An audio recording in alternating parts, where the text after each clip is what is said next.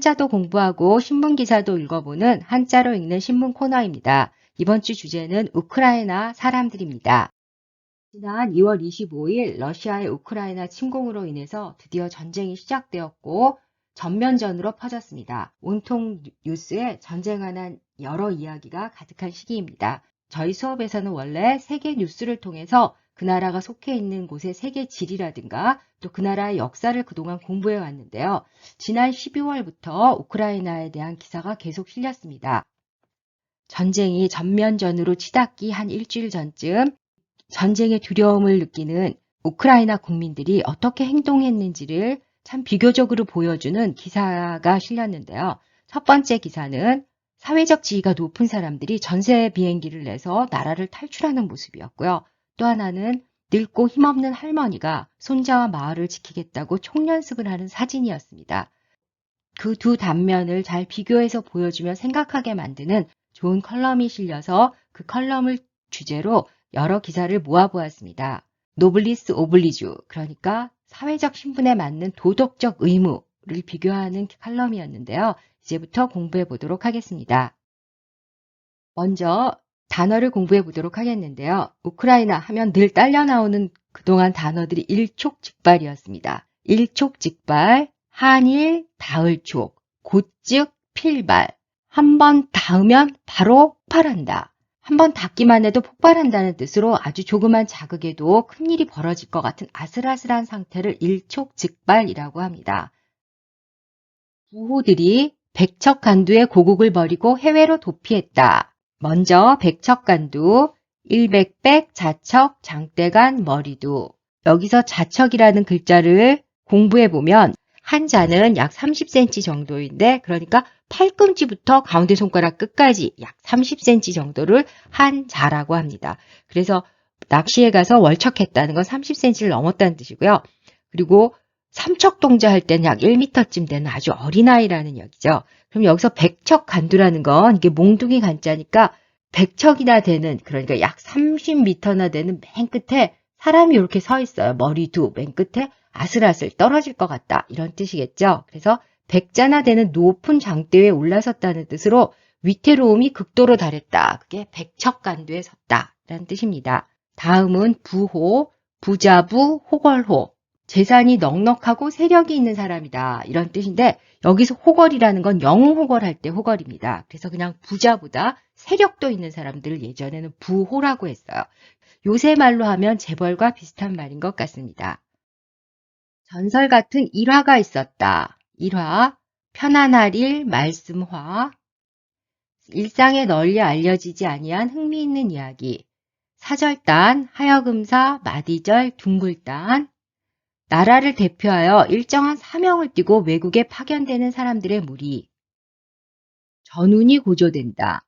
전운, 싸움전, 구루문. 전쟁이나 전투가 벌어지려는 살깃띤 형세를 전운이라고 하는데 이 운자는 구루문자를 씁니다. 그러니까 전쟁의 먹구름 이렇게 생각하면 되겠죠. 이걸 쓸 때 기운할 때 옴기룬을 쓰기 때문에 이 옴기룬자 쓰는 친구들이 있는데 전쟁의 기운이 아니라 전쟁의 먹구름 해서 구루문자를 써야 됩니다. 왕에게 선처를 애원하고 선처, 착할선 고처, 형편에 따라 잘 처리하다. 사면해줬다는 감동 스토리. 사면, 용서할사, 면할면, 죄를 용서하여 형벌을 면한다. 이제 발췌한 신문기사를 읽어보도록 하겠는데요. 한자를 잘 아는 사람도 한자를 자주 보지 않으면 잘 빨리 못 읽거든요. 제가 읽는 것을 눈으로라도 따라 읽으면 공부가 될 것 같습니다. 푸틴 러시아 대통령이 우크라이나에 대한 군사 투입을 지시하면서 서방 세계와 러시아가 전쟁 일촉즉발의 상황에 돌입했다.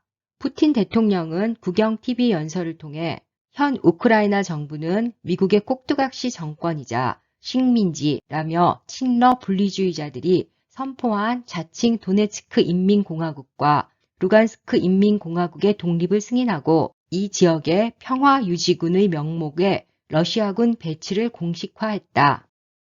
가는 하늘길까지 막힐 처지에 놓였다. 외국인 항공사 KLM은 지난 12일 서방 항공사 중 처음으로 우크라이나행 노선 운항을 즉각 중단할 것이라고 밝혔었고 독일 국적 항공사인 루프트한자도 우크라이나행 노선의 운항 중단을 검토하고 있다고 언급한 바 있다. 세계에서는 다른 항공사들도 곧 우크라이나로 가는 노선을 막을 가능성이 높다고 보고 있다. 지금 탈출하지 않으면 외국으로 나갈 길이 막힐 수 있다는 기사죠.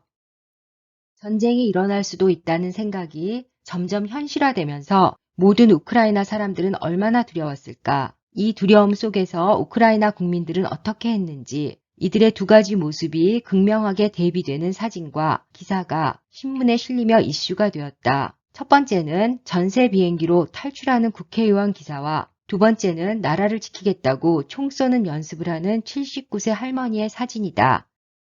침공 우려로 전쟁 위기가 고조된 우크라이나에서 정치인과 부호들이 줄지어 해외로 탈출하고 있다는 보도가 나왔다. 14일 모스크바 타임스는 전날 정치인과 기업인들을 태우고 키예프에서 출발한 전세 비행기 수가 최소 20대에 달했다고 전했다. 지금까지 20명 이상의 의원들과 금융, 해운, 철강, 광산 부호들이 백척간두의 고국을 버리고 해외로 도피했다.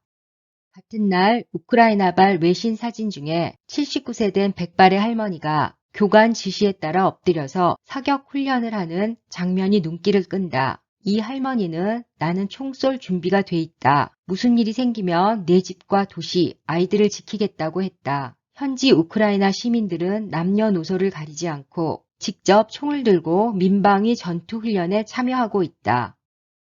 나라가 존폐 위기에 놓였을 때 스스로 힘든 선택을 했던 칼레 시민에 대한 일화가 있다. 생각하는 사람이란 조각으로 유명한 로댕이 칼레의 시민이라는 유명한 작품을 만들었다. 그 일화를 보면 14세기 백년 전쟁 당시 영국군에 포위된 칼레는 1년간 맹렬히 저항하다 결국 투항하고 만다. 칼레 시의 항복 사절단을 맞은 영국왕은 모든 시민을 살려주는 조건으로 도시 대표 6명의 목숨을 요구한다. 6명을 놓고 의견이 분분하던 중 칼레의 최고 부자가 먼저 죽음을 자청하고 나섰다. 이어 시장, 판사 등 최고위층이 손을 든다. 이들의 교수형 처형 직전 어렵게 임신한 영국 왕비가 왕에게 선처를 애원하고 왕비의 간청을 못 이긴 왕이 이들을 사면해줬다는 감동 스토리다. 로댕이 표현한 칼레의 시민 조각상 속 6명은 결코 영웅의 형상이 아니다. 고개를 떨구고 머리를 감싸주고 모든 것을 체념한 죽음 직전의 비참한 인간의 모습이다. 그들이 위대한 것은 다른 모든 시민을 살리기 위해 죽음이라는 극단의 두려움에도 내키지 않는 발걸음을 뗐다는 것이다.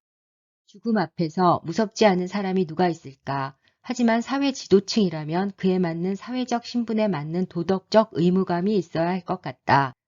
노블레스 오블리주, 높은 사회적 신분에 상응하는 도덕적 의무를 뜻하는 말이다. 초기 로마 시대의 왕과 귀족들이 보여준 투철한 도덕의식과 솔선수범하는 공공정신에서 비롯되었다. 아는 만큼 보이는 세상입니다. 이번 몇 달 동안 학생들과 우크라이나에 대해서 조금씩 공부해 오면서 나라가 힘이 없으면 어떻게 되는지 공부해 보기도 하고 또 세계를 보는 눈을 키워보기도 하였지만 이번 기사를 통해서 어려움에 봉착했을 때 내가 어떤 태도를 취해야 되는가, 나라면 어떻게 할 수 있겠는가에 대해서 생각해 보았습니다. 감사합니다.